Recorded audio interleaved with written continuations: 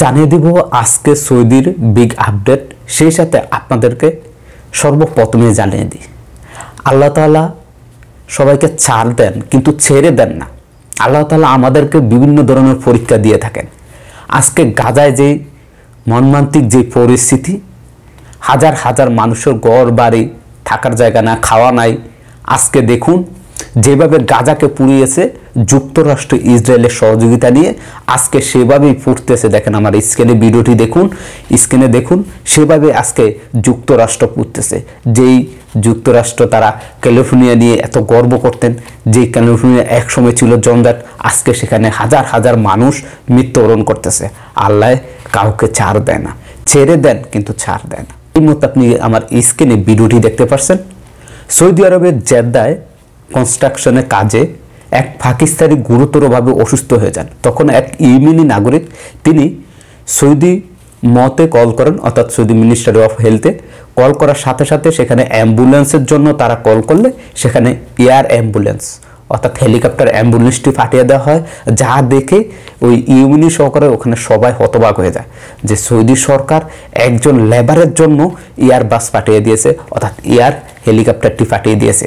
এটা ইতিমধ্যে সৌদি আরবের সব জায়গায় কিন্তু ভাইরাল এবং ভিডিওটি আপনারা স্ক্রিনে কিন্তু দেখতে পাচ্ছেন। ধনী গরিব কারোর জন্য কোনো কিছু বিচার করে না, তাকে দ্রুত হসপিটালে নেওয়ার জন্য সৌদি মিনিস্ট্রি অফ হেলথের পক্ষ থেকে তারা এই এয়ারবাসটি পাঠিয়ে দিয়েছে পাকিস্তানি এই লেবারকে উন্নত মানের চিকিৎসা দেওয়ার জন্য, দ্রুত হসপিটালে নেওয়ার জন্য। 2 নম্বর নিউজটি এই মুহূর্তে আমার স্ক্রিনে দেখতে পাচ্ছেন। 15 জন প্রবাসীকে গ্রেপ্তার করা হয়েছে, যারা শুধুমাত্র সৌদিতে অবৈধভাবে যে সকল প্রবাসীরা প্রবেশ করে তাদেরকে বিভিন্নভাবে গাড়ি দিয়ে এক স্থান থেকে অন্য স্থানে বা অনেক জায়গায় কাজ দিয়ে সহযোগিতা করে। এরকম 15 জনকে গ্রেপ্তার করা হয়েছে। এদের প্রত্যেকেরই 15 বছরের জেল এবং $1 মিলিয়ন অর্থাৎ 10 লাখ রিয়াল জরিমানা করা হয়েছে। ইংলিশে ভাই সবাই শূন্যগুলি মিলিয়ে দিবেন। অনেকেই এই জরিমানার ভিডিওগুলো দিলে কমেন্ট করেন আপনি জীবনে এত টাকা দেখছেন, সৌদি সরকার এত টাকা জরিমানা দেয় কিনা। আপনারা অবশ্যই দেখে নেবেন স্ক্রিনে, আমার মুখের কথা না এগুলো। আমি জানিয়ে দিব সৌদিতে ধরপাকড়ের খবর। গত এক সপ্তাহে প্রায় 19,418 জন প্রবাসীকে গ্রেপ্তার করা হয়েছে। এদের মধ্যে যারা অবৈধ একামানায় হুরুপপ্রাপ্ত এরকম প্রায় 11,787 জন প্রবাসীকে গ্রেপ্তার করা হয়েছে। স্ক্রিনে দেখতে পাচ্ছেন আপনারা 4,380 জন অবৈধভাবে এই দেশে প্রবেশ করছেন এবং 3,251 জন প্রবাসী যারা শ্রম আইন লঙ্ঘন করার কারণে গ্রেপ্তার হয়েছে। সব মিলিয়ে গত এক সপ্তাহে প্রায় 33,576 জন প্রবাসীকে ডিপোর্ট করা হয়েছে, অর্থাৎ তাদের নিজ নিজ দেশে পাঠানো হয়েছে। এদের মধ্যে কেউ কখনোই আর নতুন বিষয় সৌদিতে প্রবেশ করতে পারবে। ভিডিওটি বেশি বেশি শেয়ার করবেন, আমাদের সকল প্রবাসীকে সতর্ক করবেন।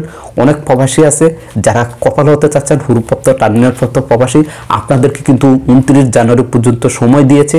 আপনাদের হাতে আর মাত্র 18 দিন সময় আছে, আর মাত্র 18 দিন আপনাদের হাতে সময় আছে। এর মধ্যে সময় থাকতে যারা কপাল হবেন, আপনার কাছে টাকা আছে, কপাল হয়ে যান।